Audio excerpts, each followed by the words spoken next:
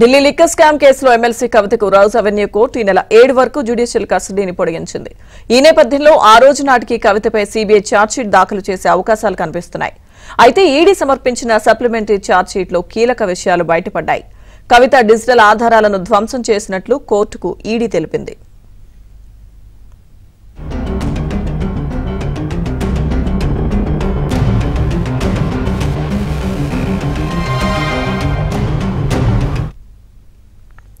ఈ కేసులో 49 మందిని విచారించిన ఈడీ 18 మందిని అరెస్టు చేసింది. ఈ కేసులో A7 గా శరత్చంద్రారెడ్డి, A12 గా అభిషేక్ బోయిన్పల్లి, A32 గా కవిత పేర్లను చేర్చింది.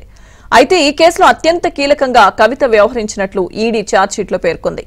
ఈ లిక్కర్ పాలసీ ద్వారా ఇండోస్పిరిట్ 192 కోట్ల రూపాయల లాభాలను పొందినట్లు ఈడీ తెలిపింది. ఈ లిక్కర్ పాలసీ ద్వారా 100 కోట్ల రూపాయల ముడుపులు ఆమ్ ఆద్మీ పార్టీకి ఇచ్చినట్లు ఆరోపించింది.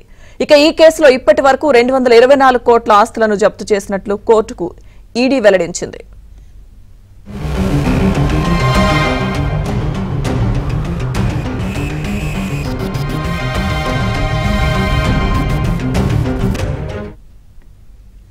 ఢిల్లీ లిక్కర్ పాలసీలో విజయ్ నాయర్ మధ్యవర్తిగా వ్యవహరించినట్లుగా ఈడీ ఛార్జ్షీట్లో పేర్కొంది. కవిత తరపున అరుణ్ పిల్లై, మాగుంట తరపున ప్రేమ్లు బినామీలుగా వ్యవహారం నడిపినట్లు ఈడీ ఆరోపించింది.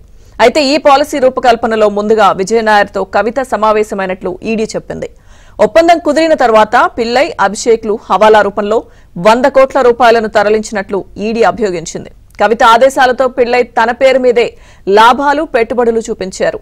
కవిత ఆదేశంతో బంధువు శ్రీనివాస్ కోటి రూపాయల నగదు అరుణ్ పిల్లైకి ఇచ్చినట్లుగా ఈడీ పేర్కొంది. అందుకే కవిత ఖాతాలోకి అక్రమ సొమ్ము నేరుగా చేరలేదని ఈడీ తెలిపింది. ఇక మరోవైపు అమందల్ సౌత్ గ్రూప్ కు క్యాష్, క్రెడిట్ నోట్స్ రూపంలో నిధులు సమకూర్చినట్లు ఈడీ కోర్టుకు వెల్లడించింది.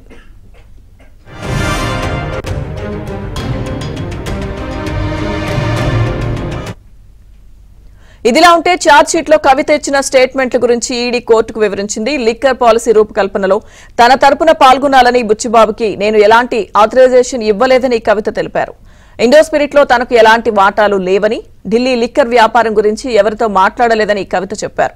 బుచ్చిబాబు, రాఘవల మధ్య జరిగిన సంభాషణలు చూపిస్తే తనకు గుర్తులేదు, వాళ్ల నంబర్లు కూడా తెలియదని కవిత చెప్పారట. కానీ వాళ్ల మధ్య చాటింగ్ జరిగిందన్న కవిత లిక్కర్ పాలసీ రూపకల్పన, వ్యాపారంతో సంబంధం తనకు లేదని చెప్పారు.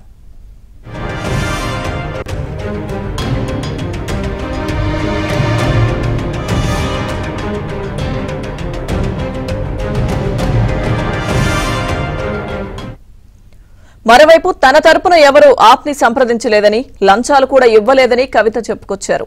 మరోవైపు సమీర్ మహేంద్రతో మాట్లాడిన విషయం గుర్తులేదన్న కవిత అరుణ్ పిల్లై స్టేట్మెంట్ ను నిరాకరించారు. అదేవిధంగా ఇండియా అహెడ్ న్యూస్ ఛానల్లో అభిషేక్ వాటాలున్న సంగతి తనకు తెలియదని కవిత చెప్పారు. అయితే ఛానల్లో పెట్టుబడుల కోసం గౌతమ్ ముత్తా కోరితే నిరాకరించినట్లు చెప్పిన కవిత మాగుంట రాఘవరెడ్డిని ఒక్కసారి మాత్రమే కలిశానని వెల్లడించారు.